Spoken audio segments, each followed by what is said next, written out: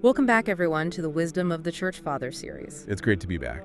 Today, we're turning our attention to a truly foundational figure in Christian history, a towering intellect, really, whose writings helped forge the very definition of orthodoxy. Saint Irenaeus of Lyons. It's impossible to overstate his importance. For anyone studying patristics, especially theological students, Irenaeus is the bridge. The bridge. How so? He connected the lived experience of the apostolic age, directly to the foundational theological statements of the early church. And the Vatican just recognized this, didn't they? They did, yeah. In 2022, he was officially named the 37th Doctor of the Church. They gave him the title Doctor Unitatis, the Doctor of Unity. The Doctor of Unity. I mean, that title really sums up his entire mission perfectly, doesn't it? It really does. When Irenaeus wrote his monumental work against heresies, he was facing a situation that feels, well, strikingly similar to our own. Total information overload. Exactly. Spiritual complexity, everyone promising some kind of special, exclusive secret. He wrote to preserve the faith against those who, in his words, overthrow the faith of many. And that's really our mission in this discussion. We want to understand the dizzying complexity Irenaeus was dismantling and the clear, grounded response he offered. Right. He wrote so that you, the serious learner, could avoid what he called an abyss of madness and of blasphemy against Christ. His solution was elegant simplicity against, just overwhelming chaos. Before we jump in, if you find this exploration of Irenaeus' foundational thought insightful, please take a moment to like and subscribe to the channel. And click that notification bell. Yes, and share your thoughts on his legacy in the comments section below. We really do love hearing from you. We do. Okay, so let's unpack his environment.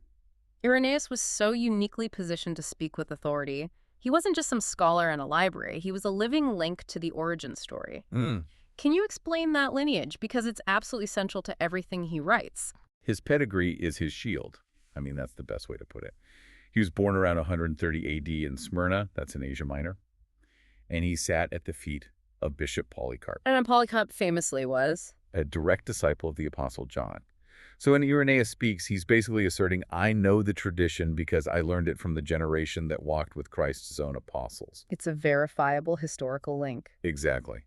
And that's what gave him the confidence to challenge all these newer, supposedly secret doctrines of his time. So what were these new doctrines? We're in the late 2nd century, and the church is facing its first major internal crisis, right? Driven largely by Gnosticism. That's right. What was the core philosophical threat that Irenaeus saw attacking the church? The primary threat was the claim of gnosis, secret superior knowledge. The Gnostics, and especially the various schools related to a teacher named Valentinus, were incredibly seductive. They didn't just reject Christianity outright. No, they co-opted it. They co-opted the language, yeah. The language of scripture, of spirituality, but they overlaid it with this incredibly complicated mythology. It made simple-minded folks feel inferior, and it led them away with what Irenaeus called specious and plausible words. It sounds like spiritual elitism wrapped up in a kind of conspiracy theory. It is. You had to be an insider to get the real truth. But the conflict wasn't just about who was in the club, it was fundamental theology, right? Specifically about the identity of the Creator God. That's where it all fell apart. That is the absolute linchpin. Irenaeus showed that the Gnostics fundamentally split the divine. They claimed the maker of heaven and earth, the being Christians, understood as the one, singular God, was actually a secondary and inferior being. They called him the Demiurge. The Demiurge, yes. And how did this Demiurge come about in their system? He wasn't intentionally created by the highest God, was he? Oh, no. This is where the heresy gets really painful. They claim the Demiurge was born from a cosmic accident. A defect. He was the product of the passion, or spiritual error, of a lower divine entity. And they believed he was totally ignorant of the true Supreme Father, whom they called the Propator, or Bythus. A silent, unknowable entity. Far above all creation. So, in their view, the God of the Old Testament, the Creator, was just a clueless, second-rate deity, a cosmic mistake. Wow. And that shift just radically changes the meaning of Scripture and creation itself. Of course. If the Creator is flawed and ignorant, why should we obey the creation or the laws he established? Precisely. And Irenaeus countered by insisting that the creator is the true God, the singular source of all things, that he forms creation not based on some external mystical template, but receiving the model of creation from himself. So he's free, independent, perfectly wise. Yes. And if the creator is good, then his creation is good. And this leads directly to the radical implications for salvation, which is where the real pastoral danger comes in. How did the Valentinians view human behavior and morality if the material world was basically a mistake? They completely decoupled conduct from salvation. Completely. They taught that they, the Gnostics, were spiritual men. And because of that, they were undoubtedly saved, not by conduct, but because they are spiritual by nature. Not by conduct, so their actions didn't matter. Not at all. They claimed their spiritual essence was incorruptible. Their favorite analogy was like gold when submersed in filth. It retains its native qualities no matter what it does. So moral virtue becomes entirely optional. That is a terrifying spiritual consequence for a young church trying to establish discipline and righteousness. And Irenaeus saw this as a total rejection of the gospel's call to repentance and transformation. Of course. He insisted that righteousness and faith are vital, and this is critical, that the human body itself, being the workmanship of God, is capable of salvation, not just some immaterial spark of gnosis. He affirmed the goodness of matter. Because it was made by a good God. To really grasp the clarity of Irenaeus' response, you almost have to appreciate the sheer confusion he was fighting. You do. So let's try and decode their bizarre cosmos. Irenaeus described these mythologies in painstaking detail, not because he believed them, but to show how convoluted and ultimately ridiculous they were. He had to shine a light into their darkness. And the Gnostic cosmology was utterly Baroque. Right. I mean, at the very top, you have the invisible propator or monad who coexists with siege or silence. Okay. Out of this primordial union came successive pairs of divine emanations, which they called Aeons. And these formed a spiritual totality called the Ploma. It sounds impressive, but it's basically just an endlessly complicated heavenly bureaucracy, isn't it? That's a great way to put it. It replaces the simple unified Father. And the catastrophe that leads to our visible material world, which they saw as bad, wasn't God's intention. It was a divine mistake. Fall of Sophia, or wisdom, she was one of the later Aeons, and she committed the ultimate sin of intellectual pride. She desired to search into the incomprehensible nature of the Father. Which was beyond her station. Far beyond it. Her unauthorized probing led to a chaotic reaction. Her passion, which included agony, grief, fear, bewilderment. And this passion itself was expelled outside the pleroma and solidified into matter. So our world is literally the debris of divine trauma. That's their system. That paints our physical existence as something just fundamentally negative, something to be escaped. Exactly. And this chaotic theology profoundly complicated the person of Christ. How so?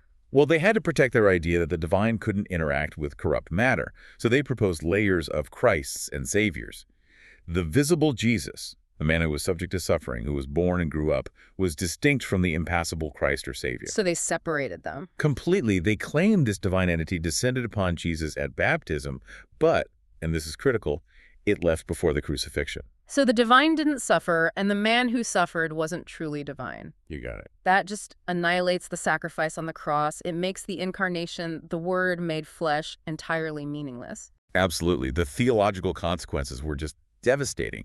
And to convince the simple, these Gnostics used all these dazzling techniques like the Marcosian mysticism Irenaeus talks about. Give us an example of that. How did Marcus, this disciple of Valentinus, use intellectual traps to ensnare people? Oh, Marcus was obsessed with numerology, secret codes. He tried to link his 30 eons to the 30 years of the Savior's non-public life. Okay. He used the 24 letters of the Greek alphabet, grouping them into mystical tetrads, things like Eretos, Sig, Pater, Aletheia. Claiming these letters and numbers held the key to creation itself. So it's all about hidden patterns. Hidden patterns, bizarre rituals, using cryptic Hebrew words, numerology. They even claimed that the hidden numerical value of Jesus' name, which is 888, proved their entire system. It's designed to overwhelm, isn't it? It sounds like an early form of esoteric pseudoscience, designed specifically to make the average believer feel that the simple gospel they held was, I don't know, inadequate, childlike. That's the key takeaway. It was exclusionary. If you have to perform complex numerological calculations or use secret rituals with obscure names just to understand the truth, then the truth isn't for everyone. Exactly. It's not for the masses. And that brings us to Irenaeus' most powerful counter-strategy, what he called the Apostolic Rule of Truth. He fought all this chaos not with more complexity, but with clarity and verifiable history. He established three crucial pillars. First, the clarity of Scripture. Okay. He flatly rejected the Gnostic claim that truth was hidden, that it was delivered viva voce by secret oral tradition only to them.